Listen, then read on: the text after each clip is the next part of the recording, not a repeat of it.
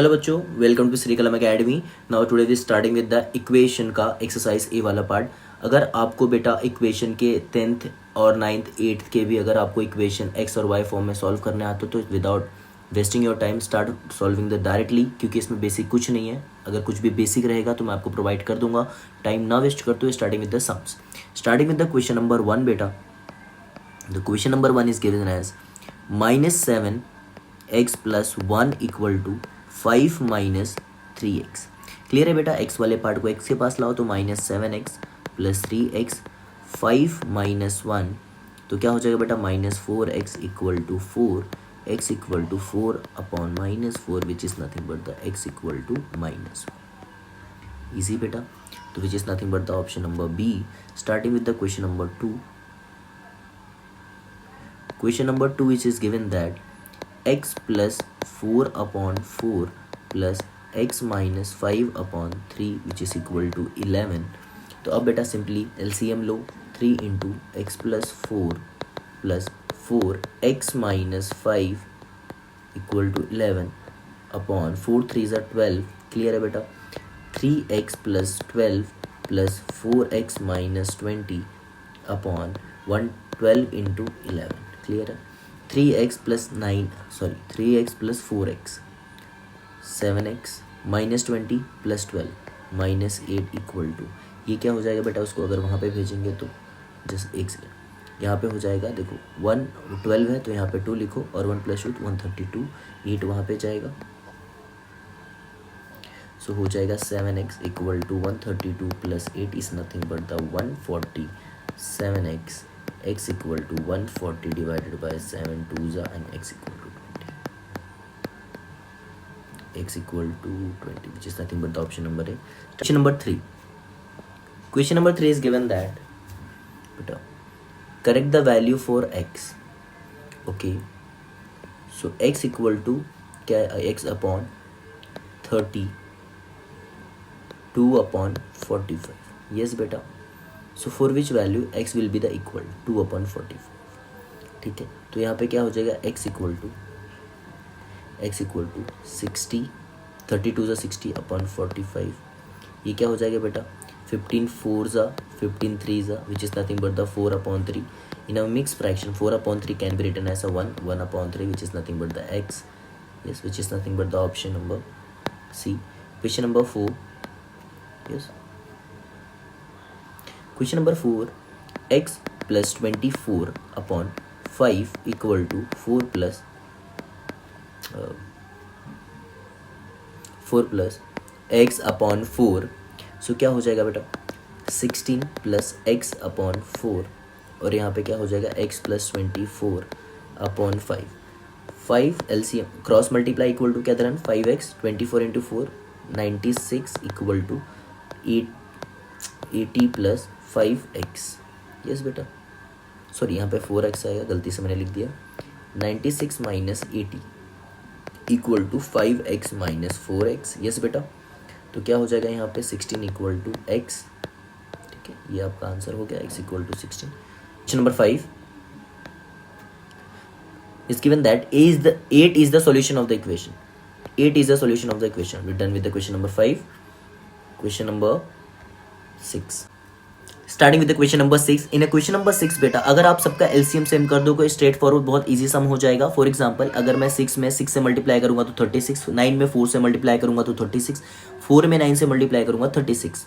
तो मैं क्या करूँ बेटा देखो यहाँ पे किससे मल्टीप्लाई किया 6 से तो y + 11/36। समझना बेटा क्या करो मैं एलसीएम सेम कर रहा हूँ।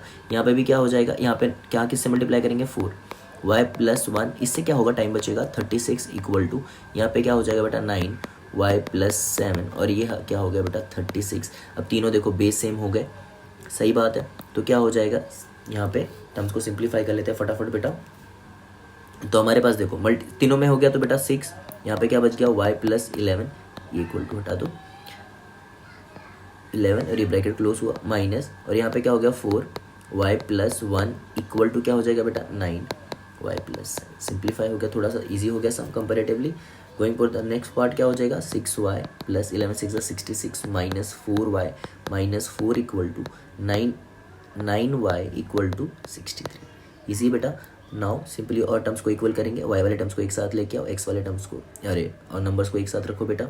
तो क्या हो जाएगा हमारे पास 6y minus 4y minus 9y, अरे हाँ कि ना, अदर टर्म्स को उधर भेजो बेटा।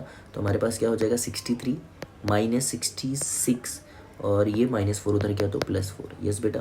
तो क्या हो जाएगा, ये सबको सिंप्लीफाई करोगे तो क्या मिल रहा है -7, अरे हाँ कि ना, ऐड किया आपने और सब्ट्रैक्ट किया और यहाँ पे करोगे तो यहाँ पे देखो बेटा जैसा सेकंड 63 माइनस 66 करोगे तो कितना मिलेगा 3 माइनस 3 + 4 क्या हो जाएगा 1 और ये y वहाँ पे जाएगा तो क्या हो जाएगा -1/7।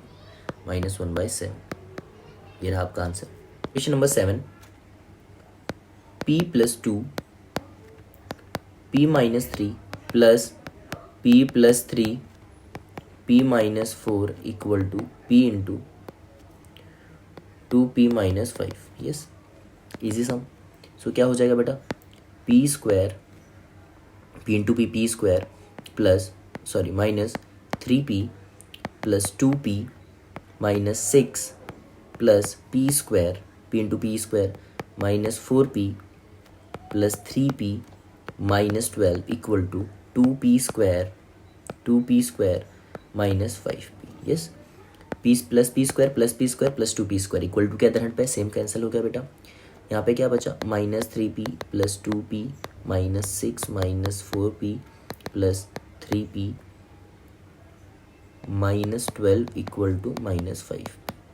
नंबर्स को एक साइड रखते हैं बेटा, -3p देखो -3p plus 2p minus p minus क्या हो गया 5p प्लस 3p, समझ में आ रहा है, प्लस 3p क्या हो जाए 2p, याद रखना प्लस मतलब यहाँ पे मिला है 2p माइनस 2p मिला हुआ है -2p और यहाँ पे आ जाएगा देखो -2p plus 5p equal to -12 उधर जाएगा और -6 तो ये हो जाएगा 12 प्लस 6, ये क्या हो जाएगा बेटा 3p equal to 18, yes.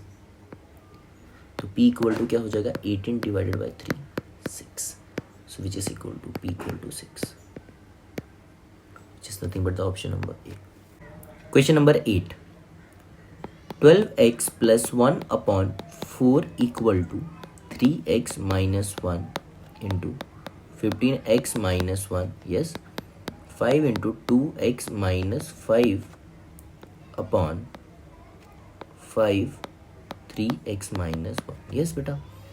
So 12x plus 1 upon 4 equal to 15 3s are 45x, yes, minus 3x, yes beta. Now we have the minus 15x, after that we have the plus 1, 5 2s are 10x, 5 5s are 25,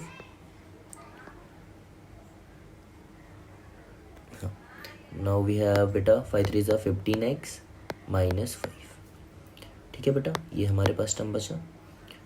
C 45 minus 15 कर दो 30 मिला बेटा, 45 minus 15 which is nothing but 30, 30 minus 3 which is 27, 27 plus 10 which is the 37x, yes बेटा।